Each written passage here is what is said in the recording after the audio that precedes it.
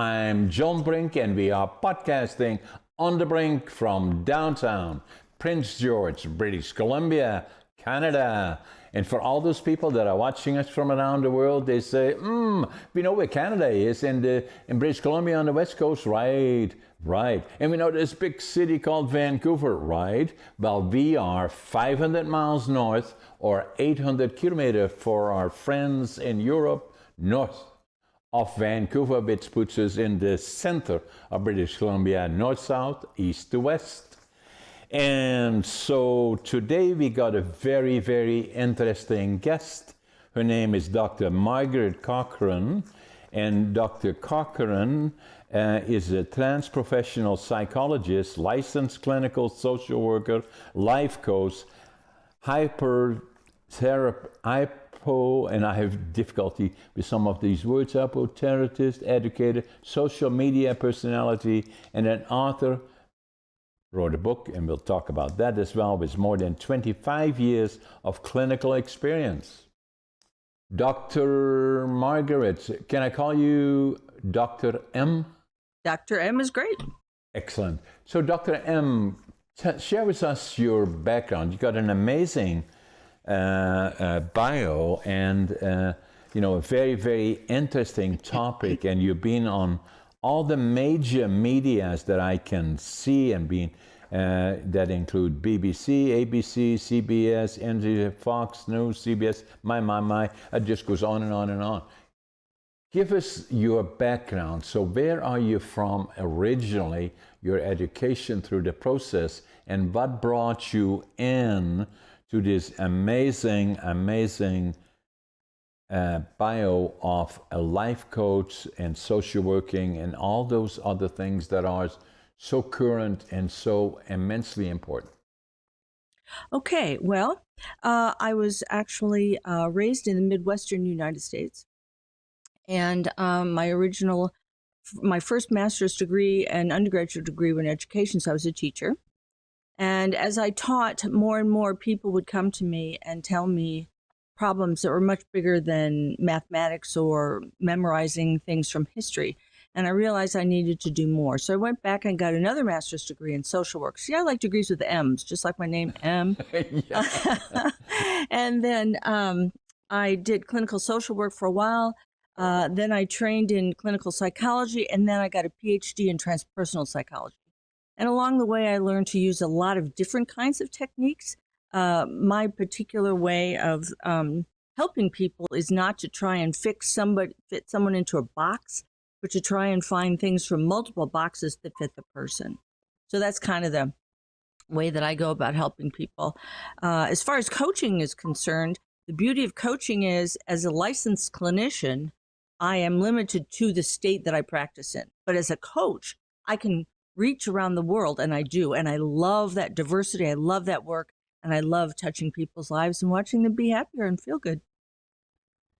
Yeah, so that's interesting that you say that, because especially these days where people appear to be more open about challenges that they may have or issues that trouble them, or neurodiversity issues, much more common now and much more talked about, where 5, 10, 15 years ago, I'm 85, nearly 85 years young. My birthday is in another month and a half. And so when I grew up... Happy birthday ahead of time.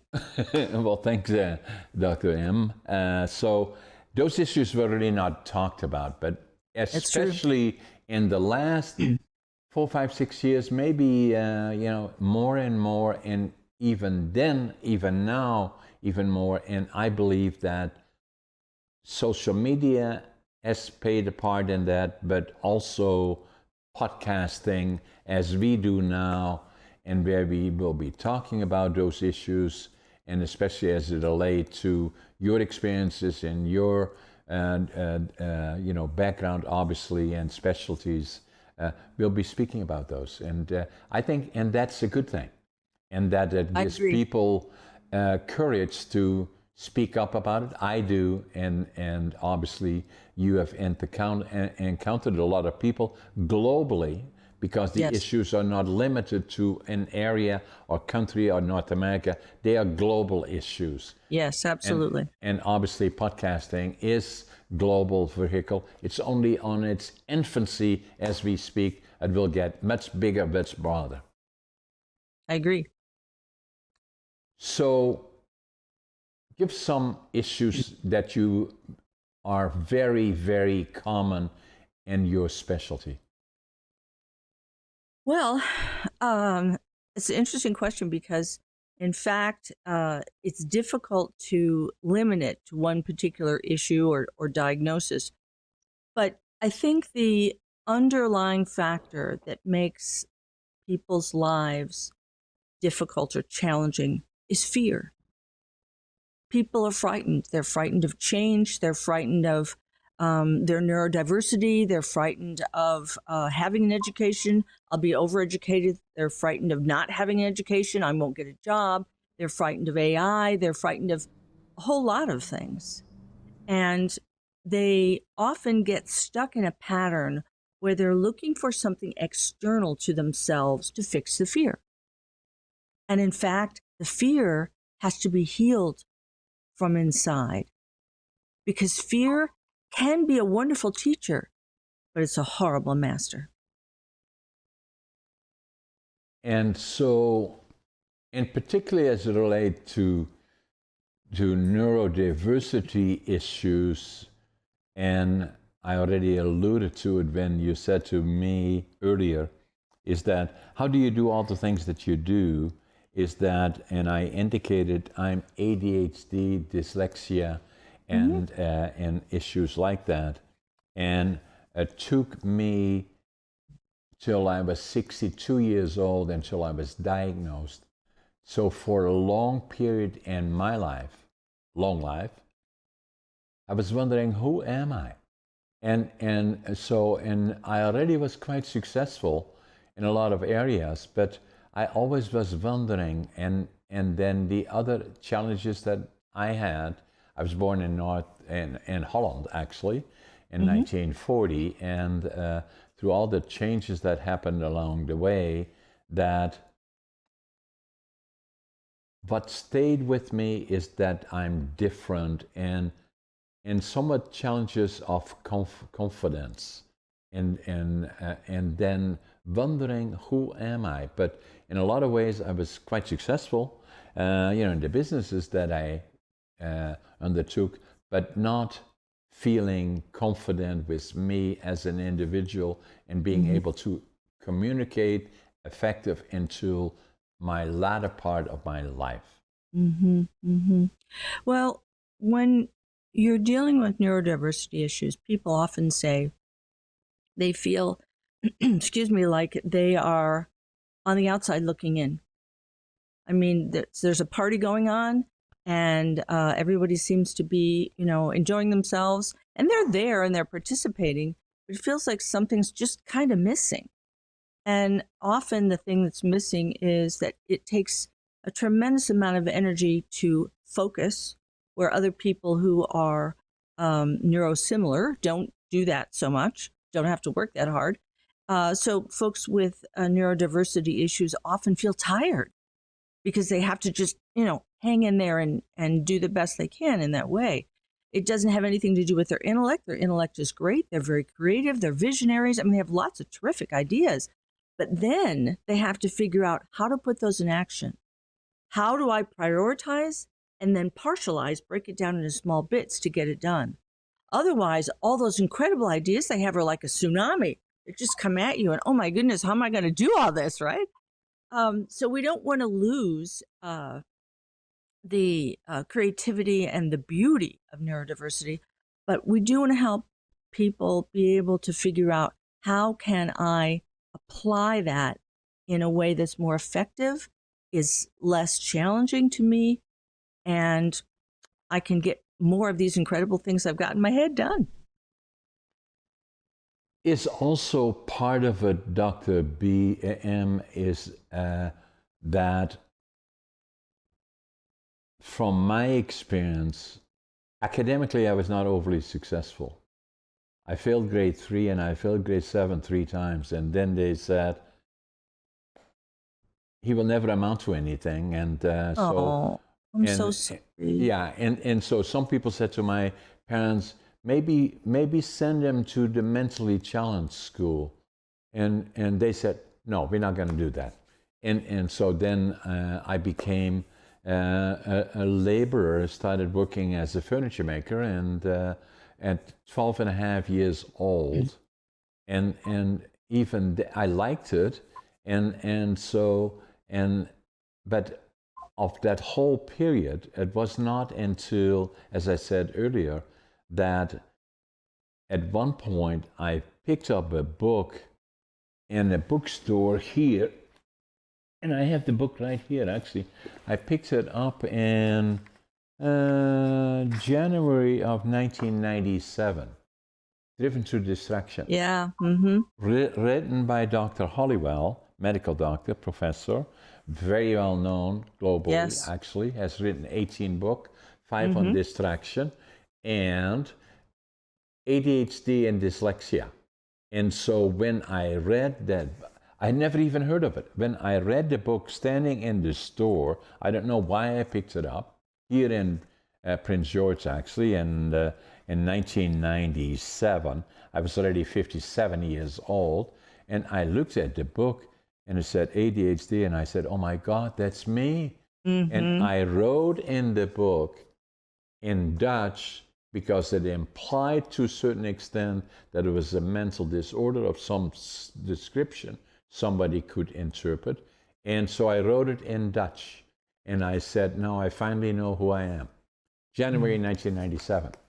And so Dr. Halliwell, and then it took me, as I said earlier, it took me 5 years until I looked at Google, I read books, and got knowledgeable about it. And then the more I saw about it, the more I became to the conclusion, it's a superpower if you know how to use it. And so I went to my doc, who delivered our 2 daughters and was a personal friend. He said, hey, John, why are you here?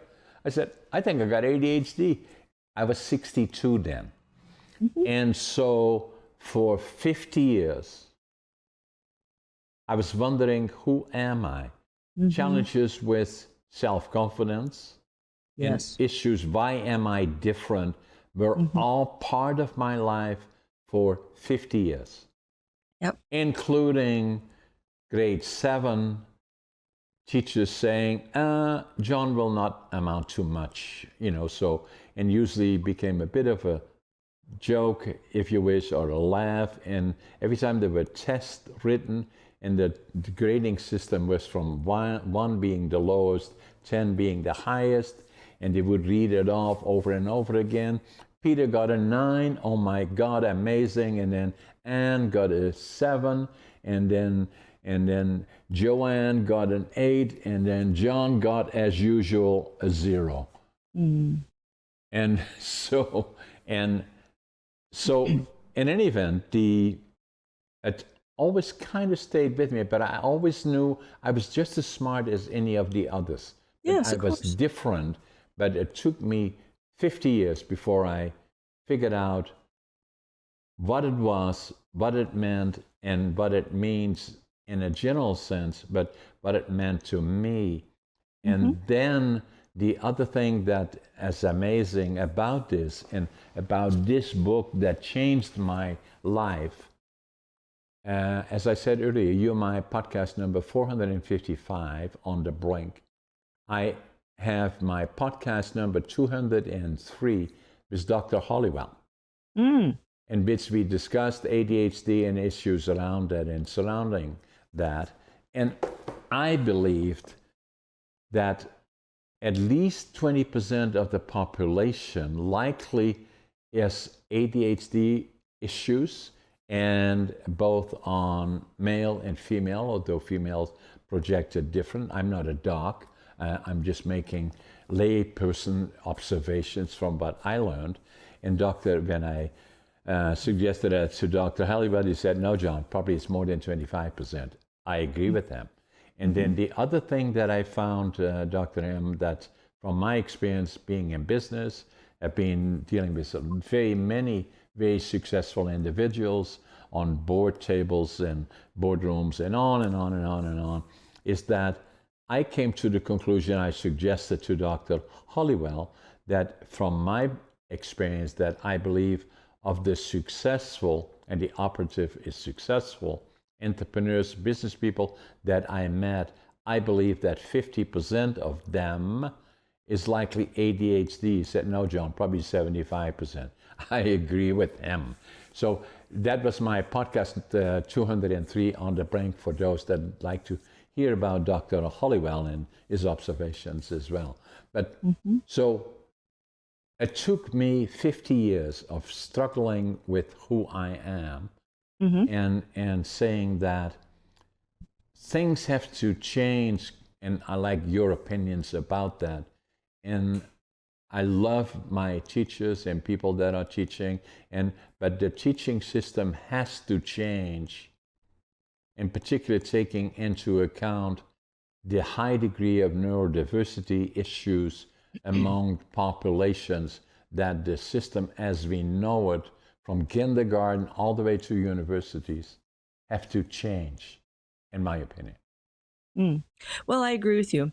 A book that I would strongly recommend is called ADHD 2.0. And it's got a lot of really excellent current information about ADHD and how to support those individuals in being successful in their lives. I didn't write it. I wish I had, but it's a great book. I think your listeners would enjoy it. Yeah, that's another good one, ADHD Unlocked. So the thing about ADHD is that it can present in a lot of different ways. And some people who have ADHD, it has to do with your ability to use dopamine effectively. And dopamine is responsible for motivation, for focus, and for the experience of pleasure. So the ADHD folks struggle with the idea that when dopamine is released in the body, it goes to your mesocortical center here in your prefrontal cortex, and it goes to your mesolimbic system here back in your emotional center. So as a result of that, if you think about it like a train, and the train leaves the station and two little trains go in different directions, sometimes in ADHD, the train falls off the track and the dopamine doesn't get where it needs to go. And a result of that is that your executive functioning suffers, your ability to do long-term planning or prioritize things or figure out numerically how things go. And in the emotional center, you can have some dysregulation issues where sometimes you have big feelings about things that other people might not see, as such a big deal. And it can be harder to come back from that. And that all has to do with the dopamine reception in the brain. So as a result of that, folks with ADHD have two kinds of time, now and not now. And a result of that is that when somebody says, okay, I have something I need you to do. Today's Monday. I need this by Wednesday at 3:30. Now, if I put you on an fMRI scanner and a neurotypical person on an fMRI scanner, and I shot you full of dye, and we looked at your brain and how it operated, the person that's neurotypical, their prefrontal cortex would light up red. Oh, I got to make a plan. I got to figure this out. I got da-da-da-da, right? Your prefrontal cortex, black, nothing, not happening. Not now. Until Wednesday morning when you say, that 3:30 thing, I got to do that. And you'll just pull something together because you're amazing. But every time that happens, if you don't understand about the ADHD component, you'll say, I'm never going to do that again. I swear I'm never going to. But then you do it again and again and again. Exactly. Other side of ADHD that's very confusing to people is something called hyperfocus. Now, ADHD is a syndrome by which it is difficult to volitionally direct your focus. As you say, your superpower, how to direct your superpower, okay? Well, the flip side, the underbelly of that is if there's something you're interested in, you can't stop doing it. And it's very confusing to people because they'll say, well, you can pay attention if you want to. Well, yeah, but I can't stop. So sometimes I can't start, sometimes I can't stop. And people judge that, and they misuse it. And as the person who is neurodiverse, it's very painful because people are often passing judgments on something that even you may not understand. Now, let me say this about the diagnosis of this. There are three main factors that have to dovetail. The first is the intelligence of the person, which is on a continuum. The second is the amount of ADHD you have, which is on a continuum. And the third is the psychosocial supports that you have, which are on a continuum. So you can be really bright, have a moderate to small amount of ADHD and good psychosocial support, and you won't notice it for years. You'll get by, you'll be okay. But usually there comes a time when you hit that wall, when one of your great dreams that you want to make happen, you're doing that and you just find yourself stuck. You can't get motivated or you can't finish it.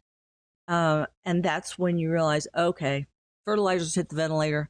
Got to figure out how I'm going to marshal my superpower and move forward in a more constructive way. And that's the key, right? So once you discover that, and that's the point that I'm making, Dr. M, is that, and that's why I make the point that I made, is that the educational system that we had then in Holland, and it's all good, but we didn't recognize neurodiversities of any sort, and by being more effective in learning and creating the interest that I could sit in a classroom and be talked to by a teacher for 4 hours. If somebody asked me, what did you talk about? I haven't got a clue, because I was not there mentally. And so, but how do we change that and make it more effective? That is no one that I would suggest that ADHD-related issues is a liability. It can be an asset, and most people that are very, very successful, do not be surprised, I'm saying in a general way, that they are ADHD and and are subsequently very, very successful. Well, here's the thing. In order to change that system, and by the way, I got in big trouble for this when I was a teacher. Big trouble. We have to make education more experiential. Moving, using your hands, especially for neurodiverse people, they're great with their hands.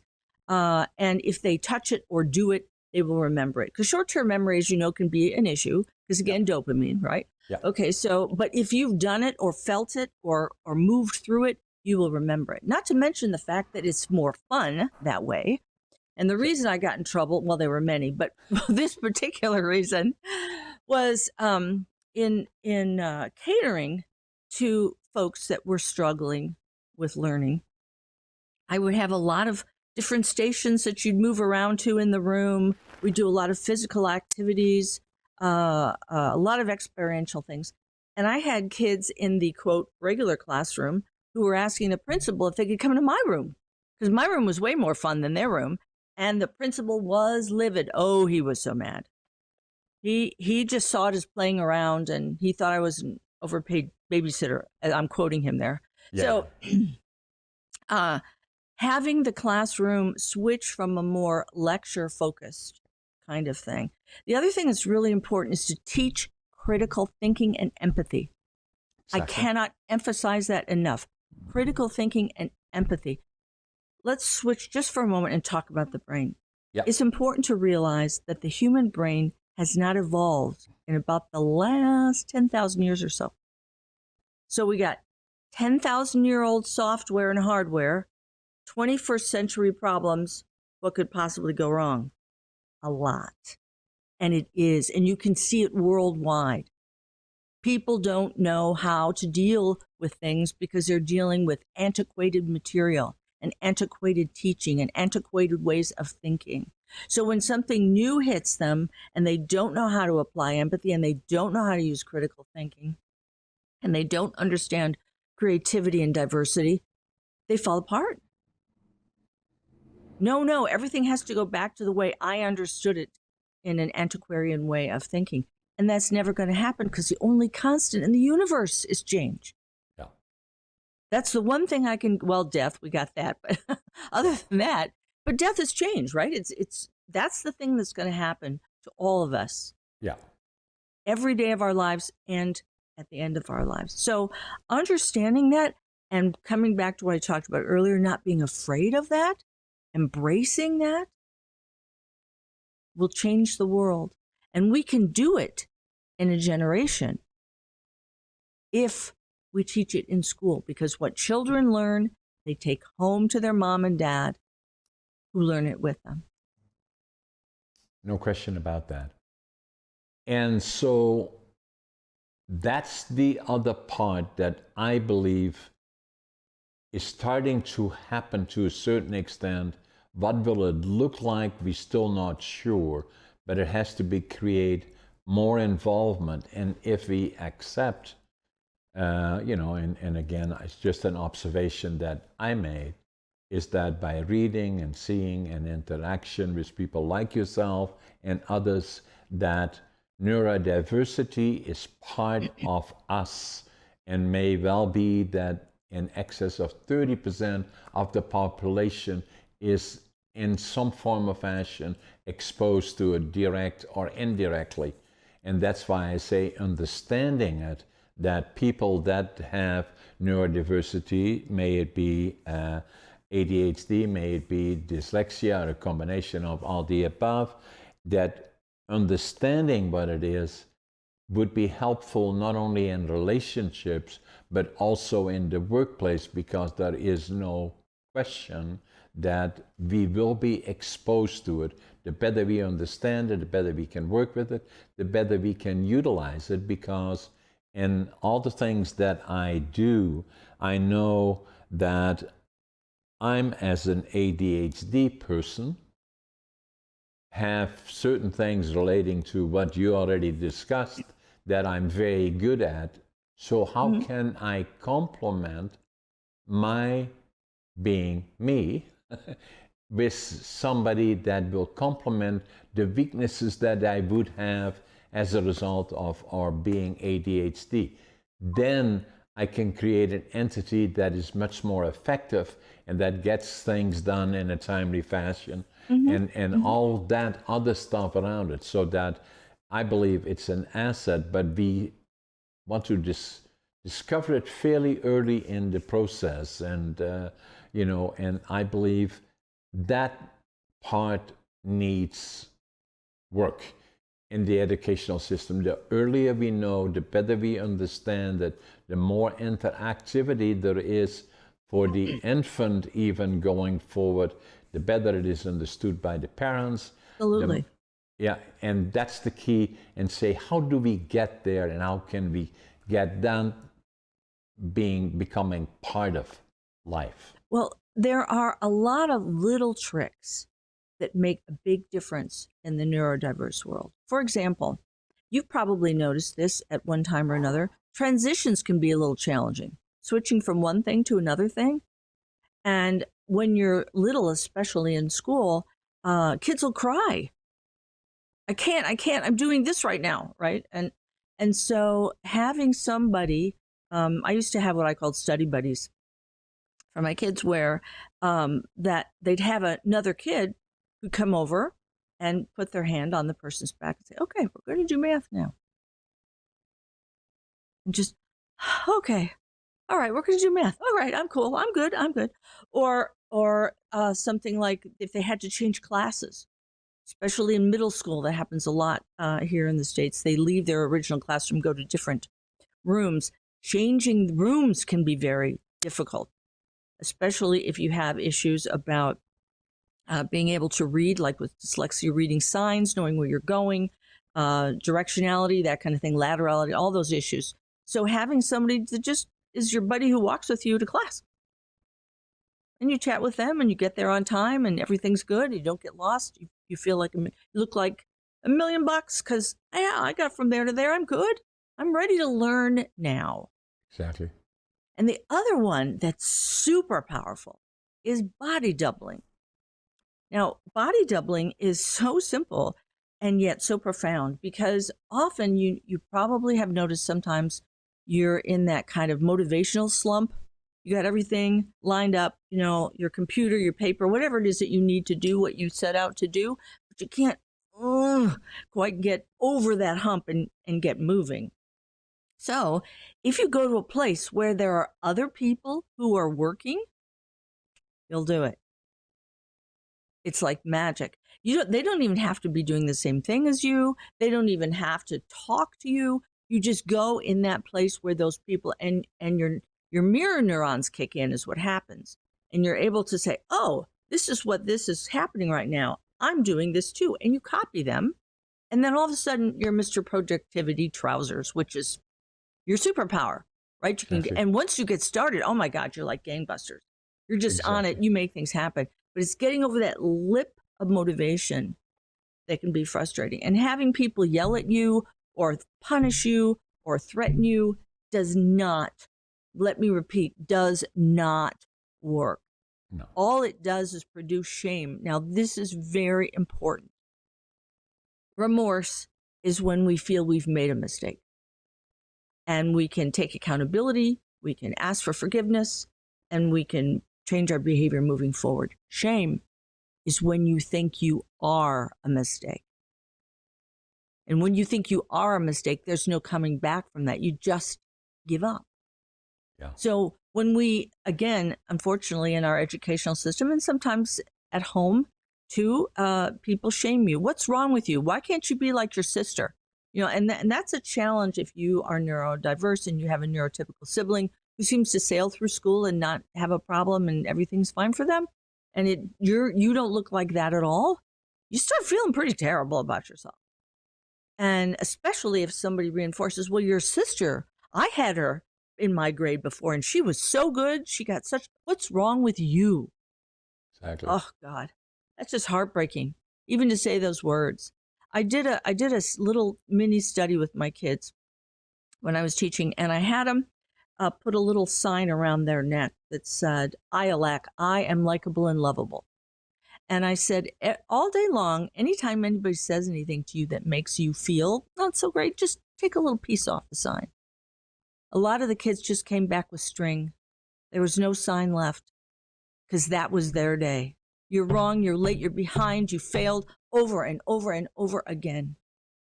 And that is very wrong in our learning system, and that is very wrong in our culture. And the interesting part about it, or interesting, I say it's interesting, part about it, it's not meant to be like that. It is the lack of understanding of the individuals, and I know that from my own experience because that's what I was exposed to. And the danger is you go down a cliff and you cannot get back. But yes. I always somehow knew in my own little world that I was just as bright as the other ones. And then, but I had to, I left Holland in 1965 and I was 24 years old and emigrated to Canada and started over new, partially because we were liberated by the Canadian Army, and that was such an impression, made such an impression on me in 1945 at the end of the Second World War, that I always knew as I grew up I would go to the land of my heroes, but and that was Canada, and I did.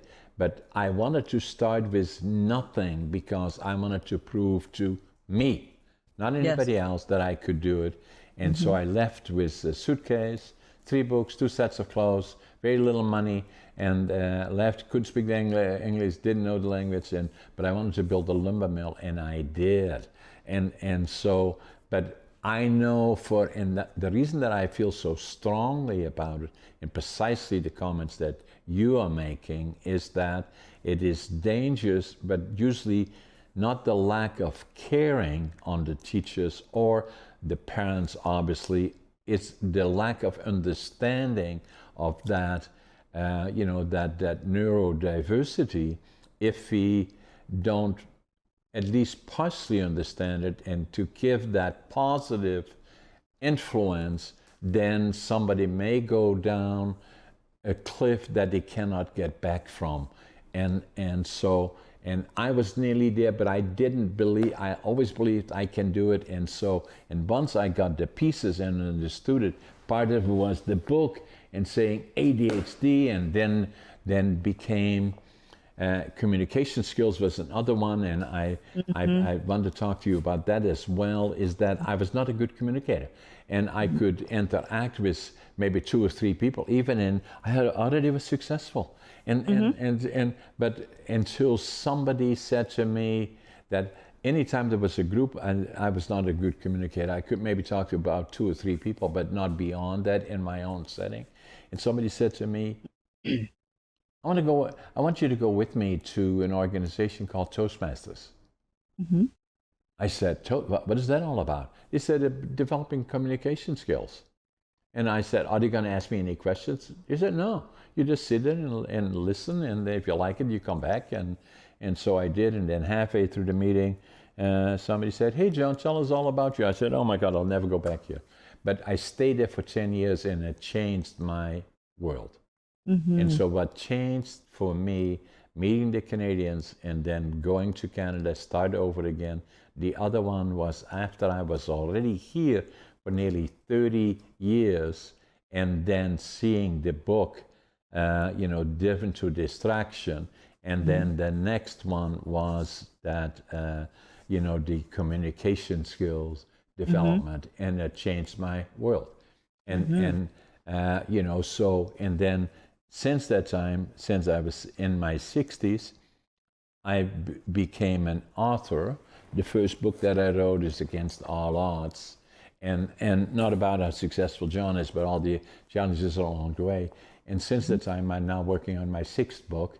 And then I became a presenter in demand. And obviously, I'm a very active podcaster. And it changed my world at a later stage. And the point that I wanted to make, and you refer to that as well, you're a very, very effective communicator.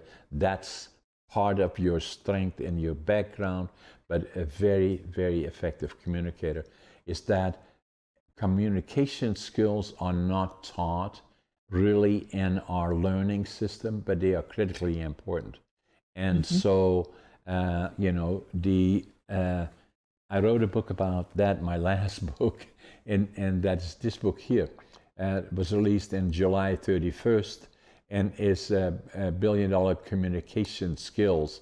Every one of them, what made them successful, it's not about how to become a billionaire. That's not what the book is about. It's about communication skills, and that it is critical if you want to reach success, but not only in business, but in relationships and all the other things. And it leads me to the question for you: how can individuals improve communication to build healthier relationships? Because it's the foundation of any kind of relationship. Yes. Okay, you're absolutely right. But I want to quickly circle back on something you said, where you said that you were very optimistic and kind, and you said, I think that the problem is that people don't understand about neurodiversity. And in some cases, that's absolutely true. But in others, they abjectly refuse to accept the information. I've actually had psychiatrists say to me, oh, I don't believe in adult ADHD. They're just drug seekers.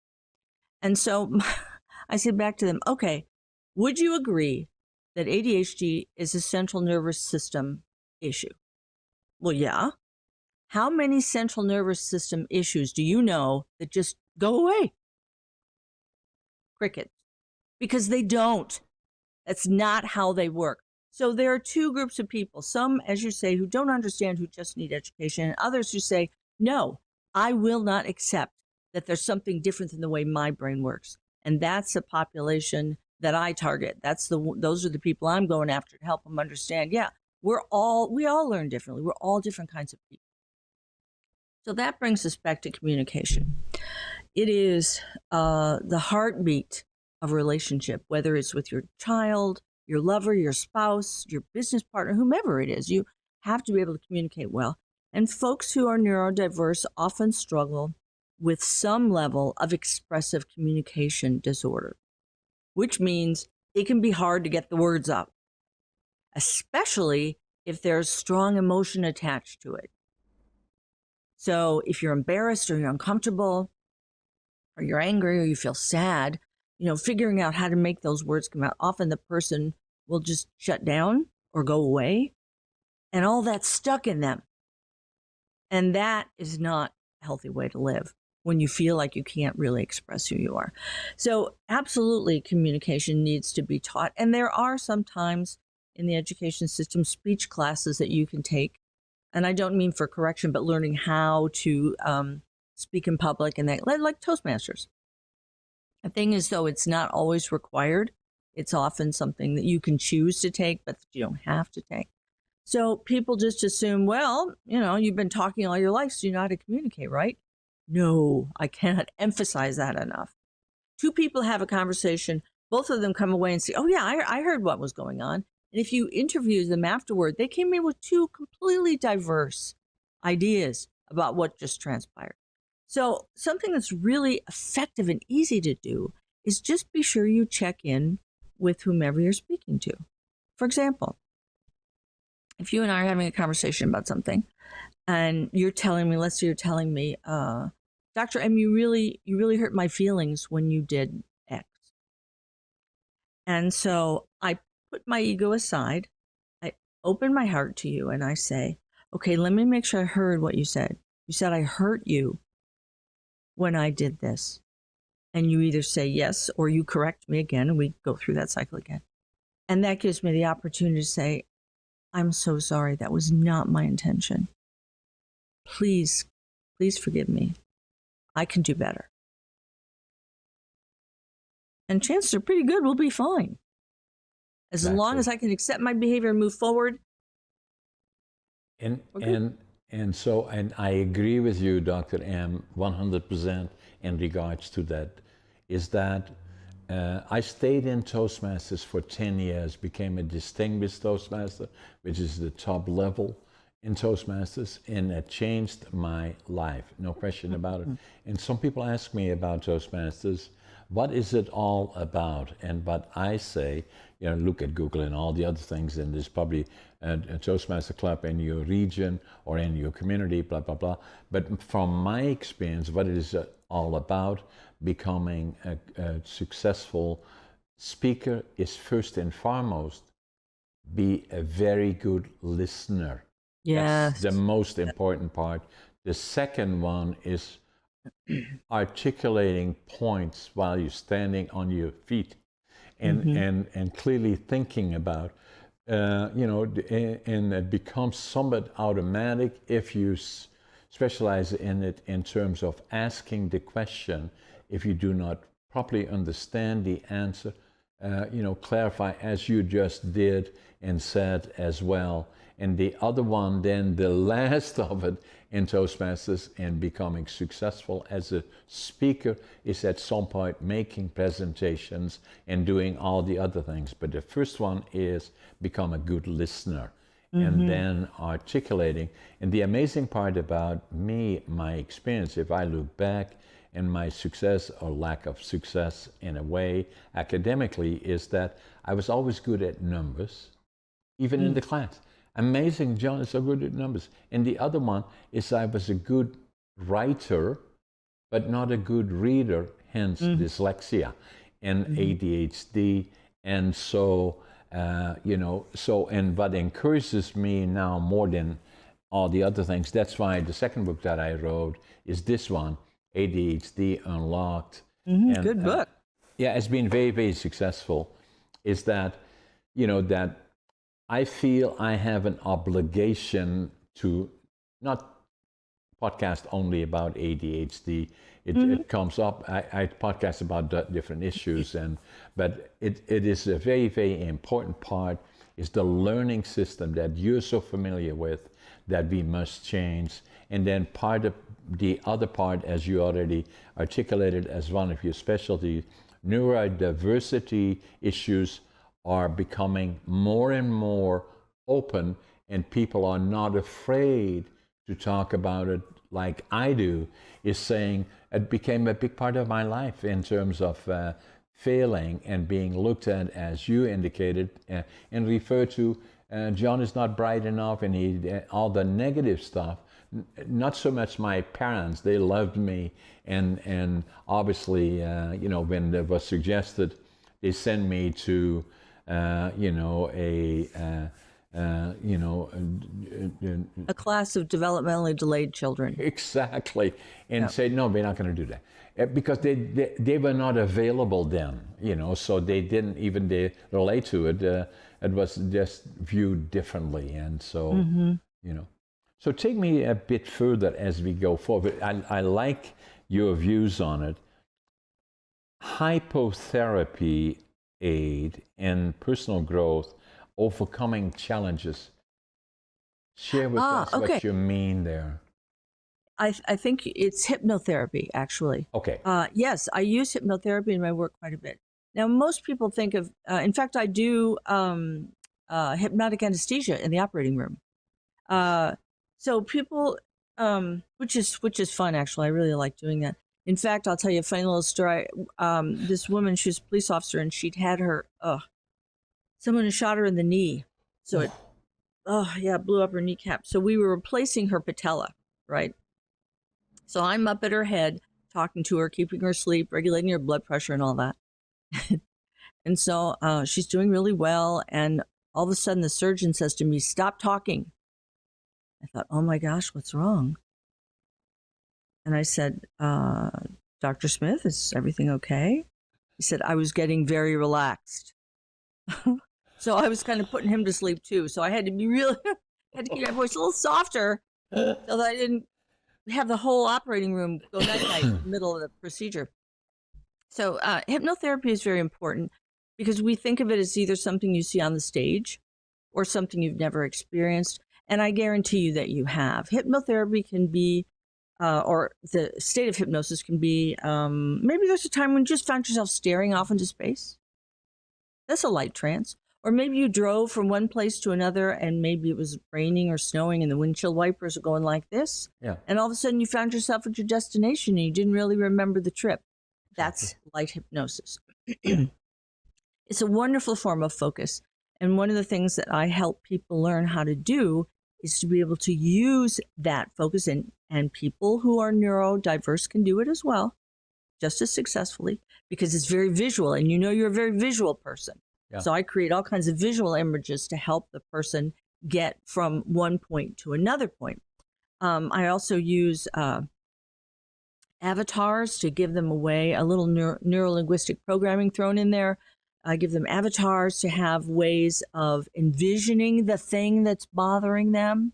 And then we just shrink it down and make it disappear. Poof. So avatar is another entity that is another imaginary body. Am I saying this right? Yes, just for the people sharing whatever the it with concern is. Yeah, absolutely. Like, for example, someone may have anxiety, really terrible anxiety, and they're really struggling with it. Yeah. And so their avatar, I'll say, picture an avatar. What would your anxiety look like? And it could be a smell, it could be a sound, it could be a thing. Let's say they chose fire. And I say, okay, I want you to take that fire and tell me, how hot is it? And they'll say, oh, it's super hot. And I'll say, well, what color is it? Or does it have a smell? Does it have a sound when it's burning? We really, really define it. And then I say, I want you to take that fire and I want you to put it in a container. I want you to lock that sucker down. Now, I want you to take that container and I want you to put it in a closet. Shut the door. And then we go through our process of working on their anxiety or their fear, whatever it might be. And then at the end, we go back to the closet. We open it up and we open up that container, whatever they chose for their avatar. And the avatar is either gone or much, much, much smaller. And if it's smaller, then we'll do a little more work. If it's gone, then we're done. You're not carrying that anymore. Exactly. And the thing to remember always is whatever it is that is distressing you, it's only the dragons you run from that can chase you. If you face the thing, whatever the thing is, you can find success. Sometimes, though, It's important to know and be okay with the fact you may need a little help facing that dragon. Sometimes the dragon is so big and has been so much a part of your life for so long, you don't have a strategy. And that's where people like myself come in, who can say, okay, let me help you set up a strategy. For example, communication, something as simple as often people talk to each other, but they don't make sure the person's ready. So if I wanted to talk to you about something important, I'd say, John, I have something I really need to talk to you about. Can you listen right now? Are you ready to do that? And if you say no, I'll say, okay, we can do it later. We'll set another time. Yeah. If you say yes, I've cued you already. Okay, she really wants to connect with me. This is important. And the next trick to this is to be able to move your ego out of the way. Because most people, when they're confronted by something that they don't like hearing, start to defend themselves. Yeah. You can move that ego out of the way and just be open to whatever the other person is saying. So if, for example, somebody is anxious and somebody says to them, why don't you just calm down? Can't you just calm down? Well, of course, the person who's feeling anxiety wants to just jump out of their skin and scream, don't you think I would if I could? I mean, come on, what are you doing? So the more effective way to address that would be to say, I can see you're not feeling good right now. How can I support you? Do you need me to leave you alone? Would you like me to sit with you? Can I rub your back or hold your hand? Or for some people with anxiety, they like to, I've got all kinds of tips and tricks for that. But one of them is just plain distraction. So I have a chemist who will go, when he has anxiety, he recites the periodic table of elements. Just ding, ding, ding, ding, ding. And by the end, he's very, very calm and feeling good. So hypnosis is about getting your focus where it needs to be, whether it's communication, whether it's accomplishing a task, whether it's calming down your body, and learning how to access the parts of yourself that calm you, learning how to harness this limbic system back here, your amygdala, the two little almond-shaped things that are in control of a whole lot of stuff in your body, your blood pressure, your cortisol levels, your stress hormone, releasing adrenaline in your body. When you learn to master that, you've mastered everything. And more so now than ever, I believe, Dr. M, is that help and assistance is more available now than it ever was before. Yes. And to reach out and get counsel from qualified individuals or counsel in some form of fashion globally is available, and you obviously provide that as well. BITS is having the courage to reach out is important. Males don't tend to be easy in those areas.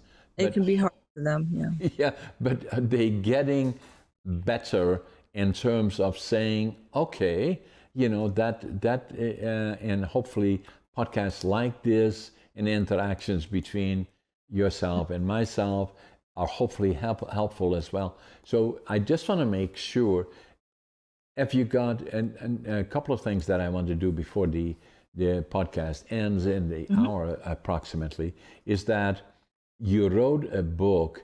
Have you got it close by that we can look at it and find out where can they get it? Where is it available? Well, actually, there are several of them, Okay. and I don't have one. I'm a terrible marketer, can you tell? No. But, but it's called Sylvia and the Magic Power Sticks. Okay. And it's a story about a little girl who gets shamed, and her family doesn't get. She sees magic, and her family doesn't get it. And it sounds like it's a children's story, but it's actually allegory. It's something that you can do with your children, and it's kind of good, you know, for yourself. So that's available on Amazon if you want to look into that. But that understanding and feeling safe in yourself, whether you're male or female, is often the thing that transforms your life. And unfortunately, we still live in a misogynist world, and it hurts both men and women. And as a result, men, although it's better for them now, are often not given permission to reach out and ask for help when they need it. So critically important, I believe, and that's why our podcasting about it is important. The other one that I want to refer to, urban guerrilla mediation, is meditation. Simple 12 to 15 minutes a calming meditation which creates a commanding and focused mindset. You can spot my dyslexia here along the way while I'm reading. So you did very well. I want to just kind of share with us that part where it's only 12 to 15 minutes that may change your life in terms of approach. Yeah, absolutely. Well, most of us don't have hours to sit and meditate. I don't, at least. So I've developed kind of a concise thing. And basically the steps are that you relax your body, and you can sit up or lay down or whatever you want to do. And there are various techniques I have for helping you focus. And sometimes it can be guided, sometimes not. It depends on your preference. And then you begin, once you get yourself calm and focused, then you begin to see the world you want to live in. You create it in your mind. The things you want to achieve, the person you want to be, as detailed as you possibly can. You're living in that world. And then you relax again, and you come back out.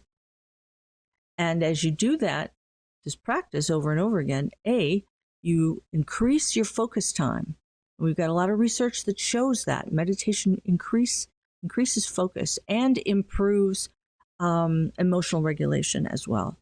And B, the words you say and the pictures you have in your head literally create reality. And if you see it and say it and believe it, it will happen for you. Now, does that mean you'll have to put some effort into it? Well, of course you do. Of course you have to put effort into it. But without that vision, without being able to take that time and go inside and see the person you want to be and the life you want to live, you'll never get there without it. And you can do that in 12 minutes a day. Yeah. I love it, Dr. M.